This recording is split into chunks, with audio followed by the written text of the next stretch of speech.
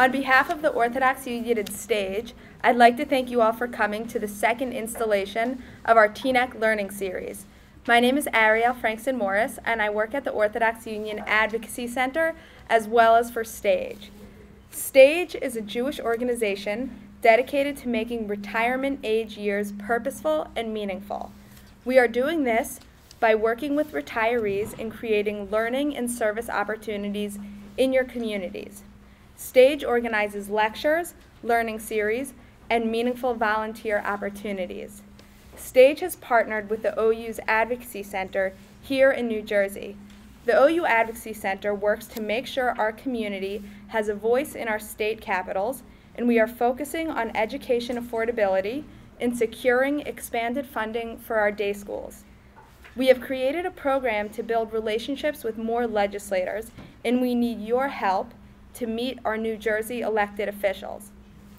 We are asking each of you to consider getting involved in this important advocacy project and to please sign your name on the form on your table if you're interested. We are planning a Bergen County advocacy training event at the end of November and hope you will all be able to attend. I would also like to remind everybody to vote tomorrow in the general election, as our votes really count and we need to make sure that our communities have a great voter turnout.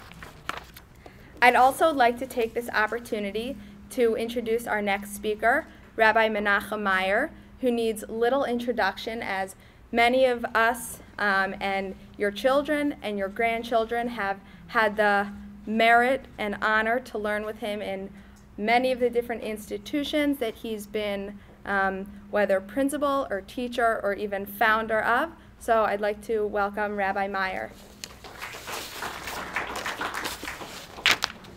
Thank you very much, Ariel. It's a pleasure to be here at this event. I want to wish all of you a good Rosh Chodesh and a good Chodesh. I know many of you, as Ariel suggested, I would know. So there are two people in particular I want to acknowledge. One is my sister-in-law, Marcy Meier from LA, who happens to be in town. And the lecture I'll be delivering today was first delivered at the yahrzeit of my brother in LA, but I don't think there was anyone here at that lecture in LA, so I allowed myself to repeat it. And the other people I want to acknowledge are those two people whom I know longer here than anyone else. That would be Mrs. Pizer, formerly from Brookline, Massachusetts, and her daughter Daniela, who's currently from Israel, whom I know for 46 years. That means they're over 46 years old, and so am I. The last lecture was extremely interesting, and I hope to be able to be on that level of interest. You heard the last lecture dealt with supplements, with nourishment in our diet. There are two other things that are extremely important for seniors, and I talk to myself as well as to you, and that is be physical exercise to the extent that's possible, and mental exercise to the extent that's possible. Now, when I say physical exercise, I really mean it's an obligation. Just as a man puts on his tefillin 6 days a week, so a person, man and woman, should exercise as at least 3 or 4 times a week to the extent that's possible. Physical exercise is extremely vital 3 or 4 times a week, to the extent that, or if you can do it 5 times a week, that's fine too. The other aspect that I'm here to talk about today is mental engagement. The role of and I want to present to you the role of the rational mind, of rational thinking in halacha. And it's quite interesting that if we look at, let's say, 3 religions, Christianity and Islam, and compare them with Judaism in this regard, we'll make a very fascinating observation. the mitzvah of Talmud Torah, where the masses, men, women, young, old, rich and poor, which is the obligation of the study of Torah, which applies across the board, does not exist in Christianity for all. Maybe it was the priests who learned, but the priests in Roman Catholicism, who were the educated ones, were not allowed to marry. And without being married, if these were the brightest people in society, they wouldn't have any offspring. And without offspring, the genes of intelligence aren't transmitted.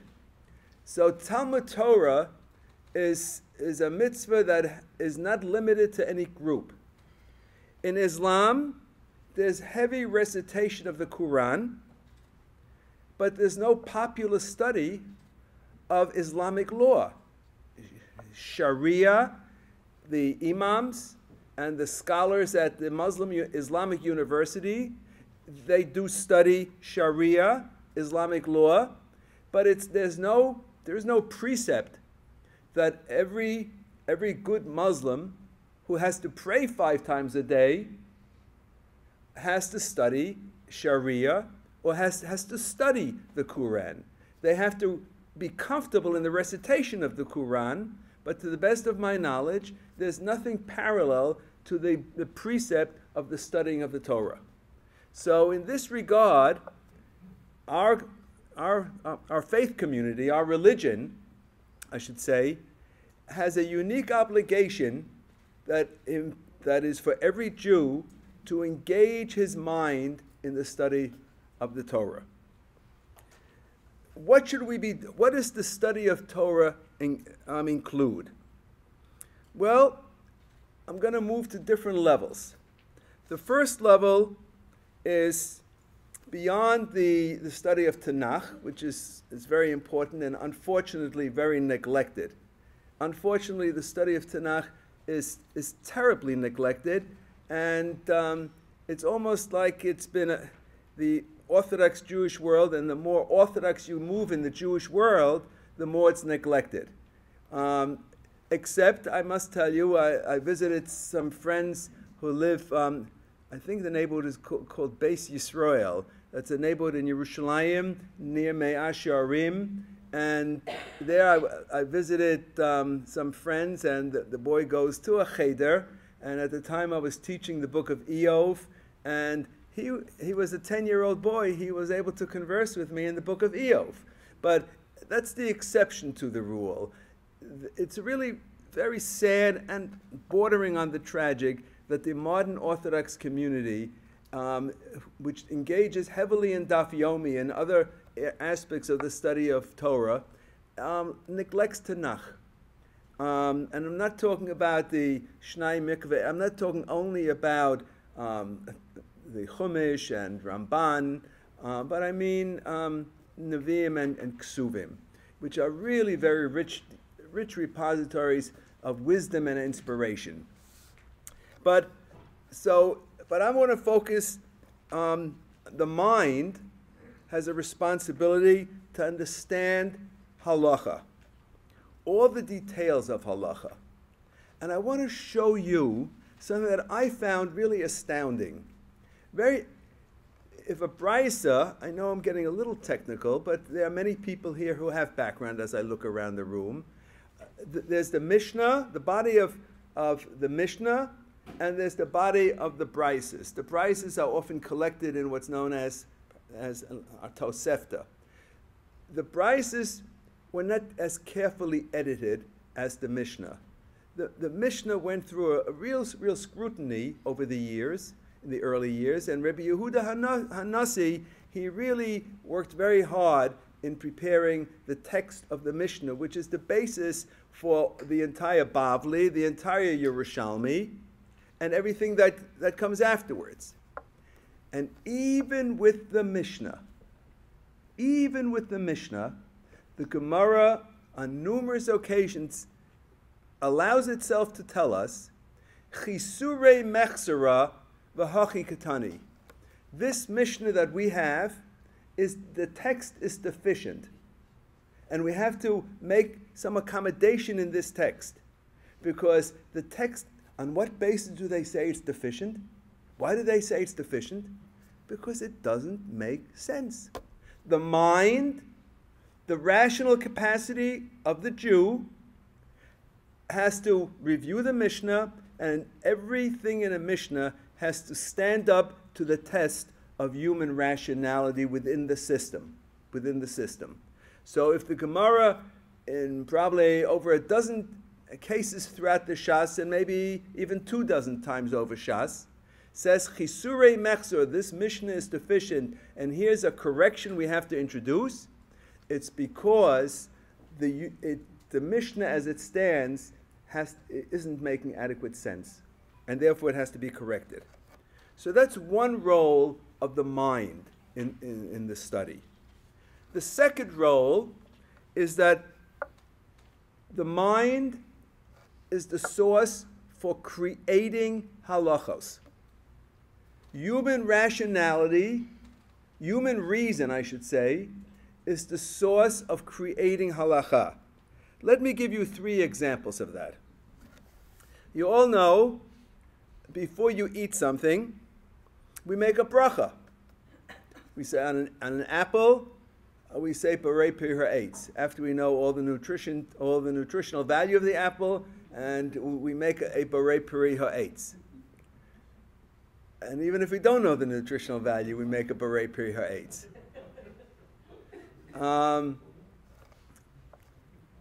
The Gemara wants to know, where does that come from? This notion of a Birchat Hanenin.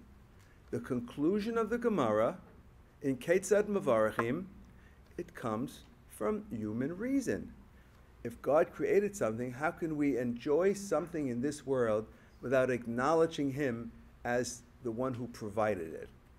So it's just human reason created the entire institution of Birchas Hanenin. Whether it's Hamotzi, whether it's Borei Pri Hagafen, whatever the Birchas Hanenin is human reason. How is it possible that we should consume something which is helpful, which is useful, which is tasty, and not acknowledge that Hashem is the one who provided it?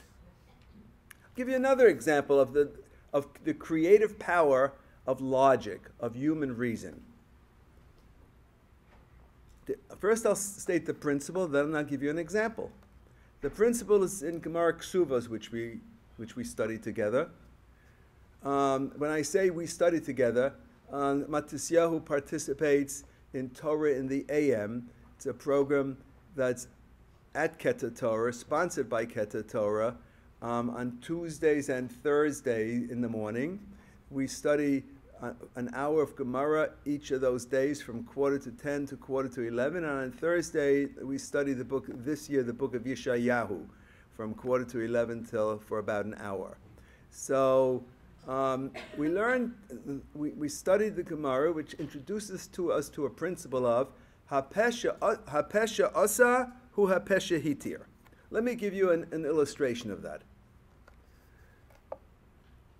An unmarried young man and woman come to the study of a rabbi, and they say, we'd like to get married. So the girl comes, so he finds out that the man, if she's divorced, the rabbi will find out that he's not a Kohen, but the girl says in the interview with the rabbi, I come from Australia. I spent my early years in Australia. I got a get, and now I've met this young man, this gentleman, and we're prepared to move on and get married. We hope you officiate. So here the woman disclosed of her own initiative, totally of her own initiative, that she was married in Australia, and she got a divorce. The question is, does the rabbi have to pry and probe and say, well, let's see your get. Let's see your get. And the Mishnah teaches us a principle which is codified in Jewish law, saying that since the rabbi had no independent knowledge of her earlier marriage in Australia, he learned about it only through her sincere statement, and there was no independent knowledge of that she was married at an earlier time in her life. The same lips that established that she was once an Ashes Ish, that she once was married, are the same lips who informs the rabbi that she got a get. So since the same lips that introduced her earlier status as an Ashes Ish say in passing that she received a get, there's no need for the rabbi to send an email to Australia, to his colleague in Australia. The principle is, ha-pesha asa, hu ha-pesha hitir. Her lips established that she was an Ashes Ish, and in the same utterance, in the same meeting with the rabbi, she said, but Baruch Hashem, he gave me a get, he didn't hold me hostage, and it ended very, very well. So that's another. So where is that derived? It's a very significant legal principle. Usually, when it comes to Ashes Ish, we're very, very stringent. The halachas of Ashes Ish are very stringent, and here there's a halacha that there's no need for independent verification or confirmation that you got to get. Where does that come from? That whole halachic principle of ha-pesha asa hu ha-pesha hitir comes from up here. If it meets the test of human reason, this woman who's now living in Bergen County, who comes from Australia, she offered a statement, and Mesiach Lefi Tuma, she added that I would also get Baruch Hashem, I got to get. You believe the whole parsha, and that's the end of it. It's just a very logical thing, and therefore this logical concept is codified in the Mishnah, in the Gemara, and in Halacha, known as ha-pesha asa hu ha-pesha hitir. I'll give you another example of the creative role of the human mind in Halacha. We all know that the Halacha for the three cardinal sins, that's Shvichas Damim, Avodah Zarah, and Gilu Arayos, the halacha is Yeharek Va'al Yavor. That means if a person is under the gun, and he said, either bow down to this idol or surrender your life, for Avodah Zarah, the person, according to halacha, is required to surrender his life. There's a source for that in the Tanakh, in the Chumash. The Gemara brings a pasuk which is a source for that. If a person should say to a man, sleep with this Ashes Ish or surrender your life, if she's an Ashes Ish, he has to surrender his life according to the halacha. And there's a source for that also. And then, however, if he says, take this man's life or else I'll take your life, the halacha is he has to be willing to surrender his life. You can comb through the whole Tanakh, and there's no source. There's no source in the Torah which establishes that a person has to surrender his life rather than take the life of another human being. So where does it come from? It comes from the rational capacity of the human mind. That's a svara. What's the svara? How does anyone know whose blood is redder? That's an idiom. Whose blood is redder means whose life is more valuable, whose life is more precious. So if I were to say to someone standing here, take his life or else I'll take yours, there's no way the person I'm speaking to can say with certainty that that he's allowed to kill the person he's being told to kill, because who knows whose life is more valuable? Who knows whose blood is redder? And that's the reason, that is the source of Yeharek Va'al Yavor in the area of Shvichas Damim. Any questions? Am I clear? Clear? Good. Yes? Just to clarify that tell me your name. Moshe. Moshe, go ahead. That don't we say a person's supposed to live by the mitzvahs and not V'chai bahem. V'chai That's I should have started that way. There's one other thing also. What? It says chayecha kodman, that your life comes if you have what to eat, Okay, I'll address that. Yeah, the basic principle in halacha is v'chai bohem, with the exception of these three areas these, and also chilul Hashem. I don't want to go into that. The exception of these three areas, chai bohem is put aside, and there's a higher value, and that is to surrender your own life, except for in these three areas. Okay, and chilul Hashem, which I don't want to go into now. So, and the other thing you mentioned is chayecha kodmim. That means if you're walking with a flask of water with a friend, and it's your flask of water, then, and if you share it, you're both going to die in the wilderness. You're stuck in a wilderness, and you have only one flask of water. Then chayecha kodmim, but not to do an aveira to kill someone else to preserve your own life. No, not to engage in murder to preserve your own life. And are the other two seifel dik as well? No, the other two have sources. The other two have sources. My friend Mr. Bardesh, the Kohen. The first example about the get, is there no obligation to make an effort for independent verification? Exactly true. That's exactly my point. That's exactly my point. If I must qualify, if the rabbi had no independent knowledge, then there's no need, halacha does not require independent corroboration of her get.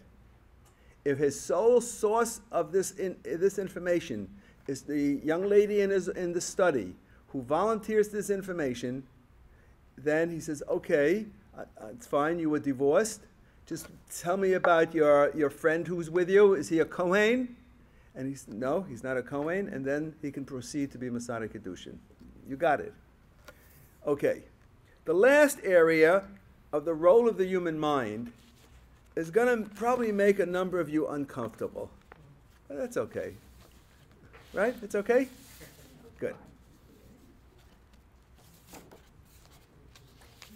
It certainly is the position of Maimonides, and maybe others as well. What is that position? Why do we do mitzvot? The question why has a double meaning. The first meaning of why is, what is the proximate, the immediate reason for doing mitzvot? The most immediate reason. And the most immediate reason is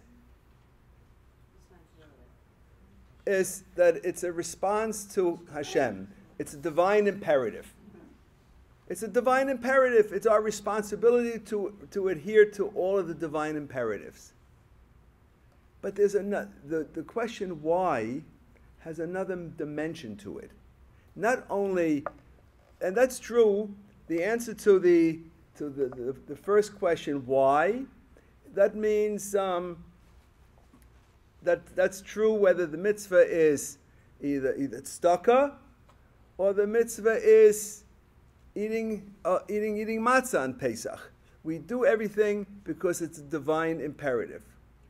Even if it's ben adam lachaveiro, whether it's interpersonal relationships which are governed by the Torah, we shouldn't say, well, I'm nice to this person because it's good to be nice. It is good to be nice. But the real reason that one should be nice is that it's a divine imperative. How do I know what I'm saying is correct? Because with the Zion mitzvahs b'nei Noach, many of them are, which govern society, shouldn't steal, shouldn't engage in any gilu arayos, shouldn't kill, shouldn't engage in blasphemy. In any of those mitzvahs of Zion b'nei Noach, which govern all of humanity, not only the Jewish people, Maimonides insists that a good ben Noach observes these mitzvahs because they were part of divine revelation to Adam and then to Noach. And so therefore, the basic reason for adhering to mitzvahs is because it's a divine imperative. But if it stops at that, then we've missed out on an entire dimension of mitzvot. Because the question why has a whole nother dimension. And that other dimension is, what is the objective of adhering to these mitzvos? Why do we do them? Meaning, what are they supposed to accomplish with us? If we don't ask that question, then have we fulfilled the mitzvah? We've done the activity, but every one of Hashem's commands is goal-oriented. And the goal is either to make us into better people, to make us more mindful of God's role in the history of the Jewish people, or to improve the society as a whole, or to communicate things which are truths. So if we just do the mitzvot because it's a divine imperative, without ever exploring what the objective of the mitzvah is, then there's a deficiency in what we're observing. And Maimonides insists that the role of exploring the objective of mitzvos is a religious duty of the individual to use his mind to try to uncover the hidden, very often concealed objective of each and every mitzvah. Shlomo HaMelech, one of the wisest of all men, was unable to uncover the mitzvah of parah, the reason for parah aduma, the objective of parah aduma. Does that mean it has no reason, has no objective? No.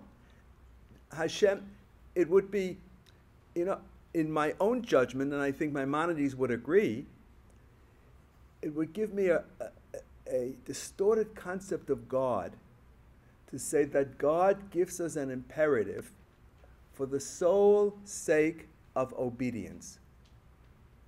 I cannot believe in a God whose mitzvos are exclusively for obedience. Every mitzvah has to have an objective beyond the obedience of keeping the divine imperative. It's inconceivable that God should give a package of 613 mitzvot without each of those components having an objective either for society, for the individual, for his character, or for his mind. And that's why Maimonides develops this in numerous places. I have some sheets here. You're probably the youngest person here. And who else wants to give these out? Moshe. Maybe you can.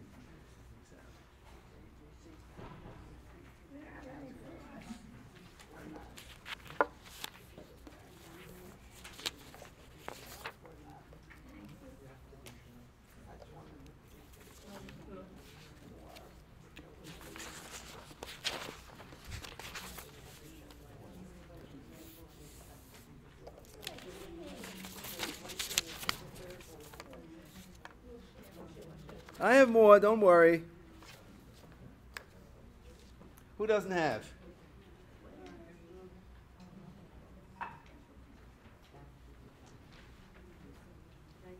Very well.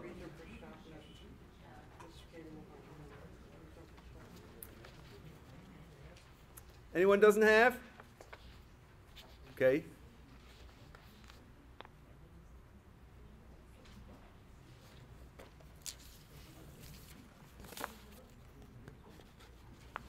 In the Guide for the Perplexed, Maimonides has a whole section in Chelik Gimel, the third section of the Guide for the Perplexed, from chapters 26 through 44 or so, 26 to 44 or so, where he develops the objective of mitzvot in 14 categories.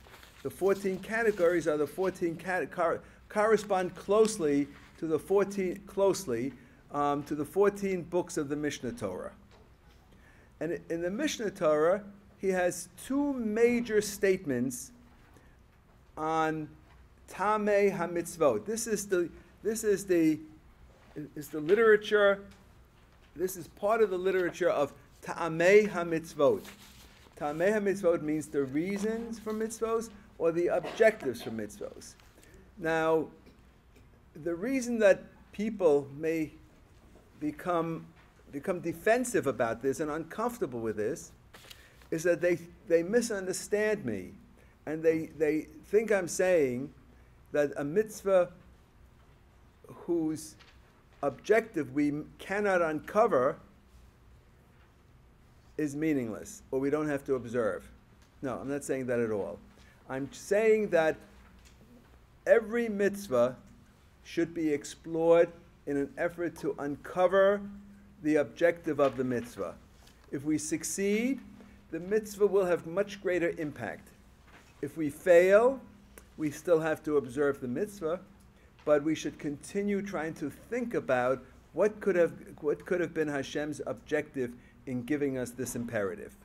So in the Mishnah Torah, in chapter 4 of Hilchot Tumurot, he writes, and I'll read it with you in English, the Hebrew is there. Although the statutes, means the chukim, the statutes are the chukim. Oh, as long as we mention that, you know the mitzvos can be divided into different categories. There are mishpatim. Mishpatim are laws which are either civil law or criminal law, which human mind can easily fathom. Eidot are mitzvos like the holiday of the Pesach and Sukkot, which are designed to serve as testimony for what Hashem's role was with the Jewish people in the history of the Jewish people. And the third category are chukim. Chukim are mitzvot whose reason and whose objective are not obvious, are not apparent. So the Rambam is addressing the chukim. Everyone understands the laws which govern the creditor and the debtor. In some cases, if he wants to recover a loan, he has to take an oath to recover it in court. Everyone understands the laws of mishpatim, that there's a reason. Everything makes sense, and you could advance the reason yourselves. Everyone understands the holiday of Pesach, that it's to every Shabbat. Everyone understands Shabbat is a reflection, reminds us weekly of not only Briyat HaOlam, but the Exodus from Egypt. So everyone understands those are Eidot. But people, by and large, don't understand the objective of Chukim. And it's much harder to penetrate and decode what the objective of Chukim are, what the objective of Chukim is. So let's look at the end of chapter 4.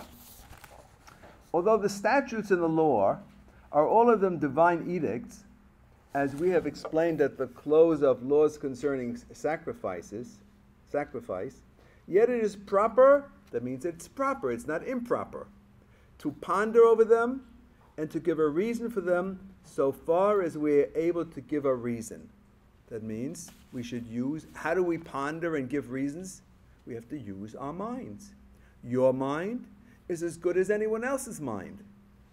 The sages of the former time said that Shlomo HaMelech understood most of the reasons for all the statutes of the law. It seems to me that insofar as Tanakh has said, both it and that for of which it is changed shall be holy, that's a technical thing which I don't want to go into now. So therefore, would you go to the bottom of, and said, to the bottom of this paragraph, and both these laws to serve to suppress man's natural that which I skipped. Both these laws serve to suppress man's natural tendency and correct his moral qualities. And the greater part, now listen to this sentence, the greater part of the rules in the law of the Torah, that means, are but counsels from old, meaning that's a verse from Isaiah, from him who is great in counsel, to correct our moral qualities and to keep straight all our doings. That means the greater part of the Torah, even the chukim, even those mitzvot whose reasons are not apparent. For example, avoiding basa b'chalav. Avoiding basa b'chalav, meat and milk, is that a mishpat? No. Is that edod? No. It's a chok. Even the chukim are there to correct our moral qualities, to keep straight all our doings. And so he says, have I not written you excellent things of counsel and knowledge, that I might make you know the certainty of the words of truth, that you might bring back words of truth to them that sent you. So Maimonides here argues very cogently that all the chukim do have objectives. It's sometimes they're very difficult to uncover the objective, but it doesn't relieve of a responsibility of reflecting on it to see what the goal is. Now, if you look at below, where on the vows, chapter 13, whoever makes vows in order to discipline his moral disposition and to improve his conduct displays commendable zeal and is worthy of praise. So he says because if a person makes a vow, in general, one should minimize vows. In general, one should avoid vows. One should really make a concerted effort not to take vows. However, if you take a moral vow to improve your moral disposition, I'll give you an example. It's not a good, one shouldn't take vows. But if it helps one overcome a certain barrier, for example, if a person smokes and he needs that extra impetus to get out of the addiction of smoking, and if he thinks that if he takes a vow, I hereby vow that I will never smoke again, and he thinks that puts him over the addiction, so to speak, then that's what the Rambam is saying in terms of a moral disposition, because smoking it would be deleterious to one's health. And just as I opened and saying that everyone, particular senior citizens, should exercise to the extent that's possible, so to smoking, which is deleterious to one's health, should be avoided. And if a vow helps a person overcome that vow, overcome that practice, by all means, if he can keep the vow. Now, if you turn to, how many of you consider this whole development here in Maimonides at all controversial? How many of you are upset by it? Are left ill at ease by it? That's good. I've made my Maimonidean case very well, that means. But look, turn the sheet in the landscape way. Is that what it's called? If you have a Word document, there's the Mahari Kurkus. Mahari Kurkus, that's Rabbi Yosef Kurkus. I think he was, I'm not sure, in the 15th century, I'm not sure. He wrote on this passage in Maimonides, when he wrote, let's see, Rov Dinei HaTorah Einam Ela Eitzos. He says, most of the laws of the Torah are but counsel from old. The greater part of rules of the Torah are from Mikol Makom Vadai Sheyesh O Ta'amim Penimim Lezeh Gam L'chol HaMitzvos Ki Lo Nitztavu Levat L'Takein Deotav. That's Maimonides. And here comes Mahari Kirkus. Chalila, God forbid, Litlos Davar Kadosh V'Ruchani B'Dvar Gashmi B'Derech Shlila Kasher Nire Kavanas Rabbeinu. God forbid that one should say that a holy mitzvah like putting on tefillin, that's a bad example because that's probably eidos. So a holy practice of a precept should be connected to something as material as making me a better person. A holy mitzvah has a holy objective, making me a better person. Seemingly, for the Mari Kurkus, is more of a mundane objective. So the holy mitzvos, some of them shouldn't be simply relegated to the realm of making me into a better person. And therefore he apologizes for Maimonides, and he says, Ubavadai laf bedafka kosav kain. Rambam couldn't have meant it when he said that the greater part of the rules, the greater part of the rules, that means the greater part of 613 commandments are, according to Maimonides, to correct our moral qualities and to keep straight all our doings. And that Maimonides said that the greater part of the mitzvos are to correct our moral qualities and keep straight all our doings. And the Mari Korka says it's impossible. There must be some holiness attached to many of the mitzvos. And Maimonides, I think, would answer, there's nothing holier than making the human being holy. Because the only way to make the human being holy is by correcting any moral deficiencies. And so, just to review, the role of the rational mind in halacha. Number one, this is unique to Yahadut, or to Judaism. Christianity and Islam doesn't have it across the board for all people, men, women, old, young, rich, poor. Number two, it's the role of the human mind is in the study of halacha, which allows even the Gemara to say on a holy text of a Mishnah, Chisure mechsera v'hachi katani. This text is deficient, and we have to correct it based on the human mind. The human mind, number two, can also create, through a logic, a series of halachos. And I gave you three examples. One is the Birchas Hanenin. Two is Hapesha Asa Hu Hapesha Hitir.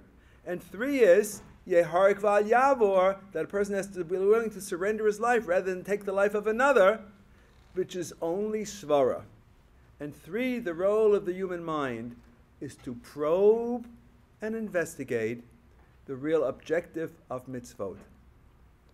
Any questions? Either I've convinced you or put you all to sleep, one or the other. Yes, Moshe. I just want to ask, in terms of just the idea of connecting up with Hashem himself, where does that fit in? Okay. That fits in that's an important point. That's a very important point. Connecting to Hashem himself. For Maimonides, that's in the mind also. The mind has to make a connection to Hashem. When we there are many mitzvos, for example. It's a very interesting question. I didn't plant him here, but it's a very important question. Many mitzvos, particularly ritual mitzvos. Let me give you an example which doesn't relate to Hashem. Then I'll take it to Hashem. The mitzvah of Avelus, Rahman al-Itzlan. You know, in the mitzvah of Avelus, we take off our shoes, we have a kriya, and we don't shave, in case of a man doesn't shave, and whatever the restrictions are of Avelus. That's the nihug Avelus. That's the outer manifestation of Avelus. The inner Avelus is the pain we feel in our heart when a dear one dies. So there's the external manifestation and the inner component. The inner component is the real fulfillment of the mitzvah of Avelus. Let's take it now with the Amidah, with the Shmona Esra. The Shmona Esra these are the words of each bracha. There are 19 blessings in the Amidah, and they have to be said correctly. During the time of the year when we say Mashiv HaRuach U'Morid HaGeshem, we have to say that. And during the time of the year when we say V'sein Talumata Livracha, we have to, or V'sein Bracha, we have to say that. And we have to add Yalav V'Yovo on Rosh Chodesh. All of that is very important. But all of that is the external manifestation of an inner kiyum, of Lifnei Hashem. When a Jew stands up and he takes, steps, 3 steps, and he says, Hashem sefasai tiftachu fi yagiti l'secha, the real kiyum is the keen, profound awareness that he's Lifnei Hashem. And connecting to Hashem is done through the inner component of many mitzvot. When a person is makabel ol malchus shemayim, he should say Shema Yisrael Hashem Elokeinu Hashem Echad, and he should make it longer, and he should whatever he should do. Echad, that's fine. But the real kiyum is when he says Shema Yisrael Hashem Elokeinu Hashem Echad. The real kiyum is what goes on in his head, or in his heart and head combined, that he's makabel ol malchus shemayim. So does that, when you talk about, history and the three things you mentioned, where does that fit in? Would you say, or how does it sum up or tie together with the mitzvahs in general? Well, that has to be when a person does any mitzvah. Before I, let's say, tighten the straps on my tefillin in the morning, I think I'm doing this. I'm going to conclude in a minute. I'm concluding this. I'm about to tie the straps on the tefillin because it's Tzivui Hashem. When I tighten them, just before I tighten them, I say Asher Kiddushanu B'Tzosav V'Tzivonu L'Haniach Tefillin, because it's a divine imperative. So always has to be an awareness of Hashem. Any question? Yes, tell me your name. I just wanted to ask you about the chukim. In a way, isn't that blind obedience? We don't understand it. The right people did understand it. So we're just doing it because we're doing it. We are obligated to observe the mitzvahs of the Torah. To the extent that we can uncover their reasons, the mitzvahs can have a greater impact. The chukim, I'll talk about the chukim.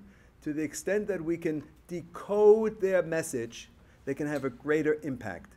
But to the extent that we cannot decode their message, we still have to observe them. But Hashem didn't give them just for blind obedience. That's what Hashem did not give the chukim, according to Maimonides, simply for blind obedience. He gave them with an objective. And we have to use our minds to try to uncover their objective and decode their objective. But if we cannot, we have to be obedient. It's just occurred to me that we as parents always tell our kids to do something, we don't always have to explain why they're doing it.